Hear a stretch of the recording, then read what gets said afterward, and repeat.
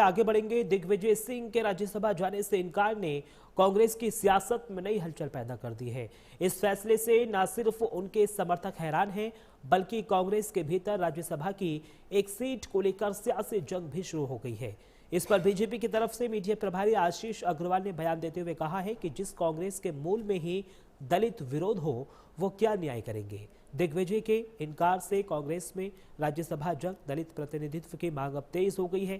कांग्रेस पर दलित विरोधी होने कमलनाथ, जीतू पटवारी और अरुण यादव के नाम पर चर्चा में बीजेपी का हमला है।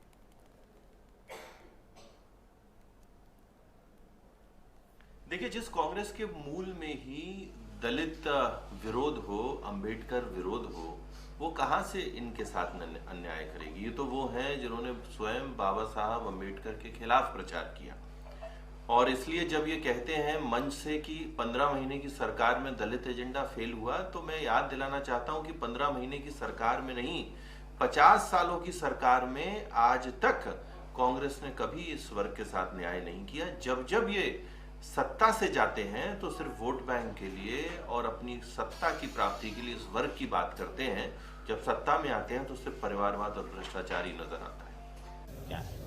देखिए, आदरणीय दिग्विजय सिंह जी ने हमेशा दलित उत्थान के लिए और सामाजिक न्याय के लिए जब उनकी सरकार थी, कई नीतियां बनाई, जिसमें भूमिहीनों को पट्टा देना, जो लोग निराश्रित थे उन्हें आर्थिक रूप से मदद करना, युवाओं के लिए रोजगार के लिए विशेष पैकेज देके, सरकारी योजनाओं का लाभ देके, बिना ऋण के उनको पैसा देके, लोन देके उनको उद्योग के क्षेत्र में आगे बढ़ाने का काम किया। कल एक पत्रकार साथी ने उनसे प्रेस वार्ता में पूछा कि आप दलित और आदिवासी को सीएम देखना चाहते हैं, तो उन्होंने बड़ी प्रसन्नता जाहिर करते हुए कहा कि मुझे बड़ी प्रसन्नता हुई अगर दलित और आदिवासी सीएम बने। तो इसी क्रम को मैंने आगे बढ़ाते हुए आदरणीय दिग्विजय सिंह जी से मांग की है और आग्रह किया कि 17% मध्य प्रदेश की दलित आबादी और दलित वर्ग से अगर कोई राज्यसभा जाए तो निश्चित रूप से कांग्रेस को 2028 में फायदा मिलेगा और जो सामाजिक न्याय की बात है वो सामाजिक न्याय की बात जमीन पर नजर आएगी। ये मैंने उस उद्देश्य से दिग्विजय सिंह जी को चिट्ठी लिखी थी और मुझे उम्मीद है कि वो पहल करेंगे। अगली खबर देहरादून से है, जहां पटेल नगर क्षेत्र में हुई लूट की वारदात में बड़ा खुलासा हुआ है। दरअसल पुलिस जांच में यह पता चला कि इस वारदात को अंजाम देने वाले खुद पीड़ित के रिश्तेदार निकला है। जानकारी के मुताबिक आरोपी वारदात वाली रात बदमाशों को घर में लाकर खुद मौके से हट गया।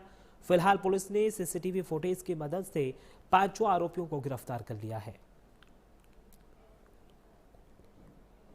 शराफत जी के द्वारा जो है 9 जनवरी को पुलिस को सूचना दी गई थी कि उनके यहाँ रात्रि में 4 अज्ञात लोग घर में घुस गए थे, जब उनके परिजन वहाँ थे और वहाँ पर डरा धमकाकर तमंचे के बल पर और चाकू के बल पर उनके घर में लूटपाट करी और 1 लाख रुपए जो उन्होंने कहीं से लिए थे वो 1 लाख रुपए लेकर और कुछ घर की ज्वेलरी लेकर फरार हो गए।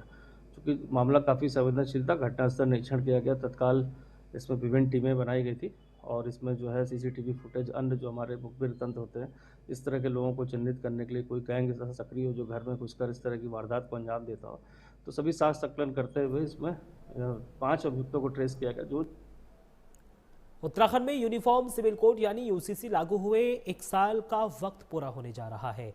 वहीं 1 साल में अभी तक करीब 5 लाख लोगों ने यूसीसी में रजिस्ट्रेशन के लिए आवेदन दिया है। खास बात यह है कि सबसे अधिक आवेदन मैरिज रजिस्ट्रेशन के लिए किए गए हैं। मैरिज रजिस्ट्रेशन के लिए अभी तक लगभग 4 लाख लोगों के आवेदन किए हैं, जिसमें से करीब 3.5 लाख लोगों को मैरिज सर्टिफिकेट भी दिए जा चुके हैं। साथ ही यूसीसी के रजिस्ट्रार जनरल वी षणमुगम ने बताया कि आम जनता आसानी से रजिस्ट्रेशन कर सके, इसके लिए यूसीसी पोर्टल को काफ़ी अधिक सरल और सुलभ किया गया है, जिसके चलते लोग बढ़ चढ़कर रजिस्ट्रेशन के लिए आवेदन कर रहे हैं। हम लोग यूनिफॉर्म सिविल कोड को उत्तराखंड में लागू किए गए थे। लागू करने से अभी तक इसको टोटल एप्लीकेशन हमारे पास आए थे 4,98,500 एप्लीकेशन प्राप्त हुए थे। इनमें से अभी तक 4,75,500 एप्लीकेशन हमने अप्रूवल कर चुका है। हमारे डिस्ट्रिक्ट लेवल पर नोडल ऑफिसर तैनात है। नोडल ऑफिसर निरंतर रजिस्ट्रार, सब रजिस्ट्रार का रिव्यू कर रहे हैं।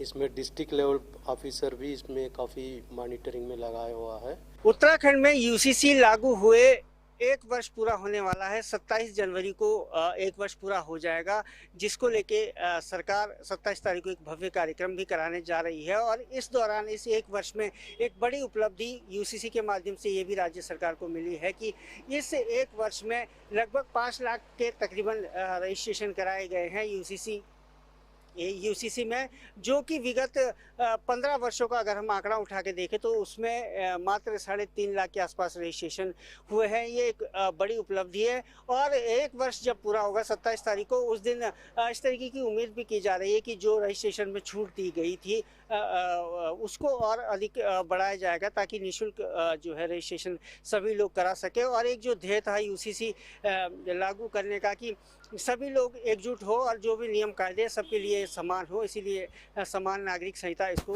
कहा गया है। हालांकि शुरुआती दौर में इसका विरोध भी देखने को मिला, लेकिन अब जिस तरीके से ये रजिस्ट्रेशन कराए गए हैं उससे ये उम्मीद की जा रही है कि आगे सभी लोग इससे सीधे तौर पर जुड़ेंगे और जो भी नियम कायदे बनाए उसका सभी पालन करेंगे। अपने सहयोगी प्रभात मिश्रा के साथ मदन सिंह, प्राइम न्यूज़, देहरादून।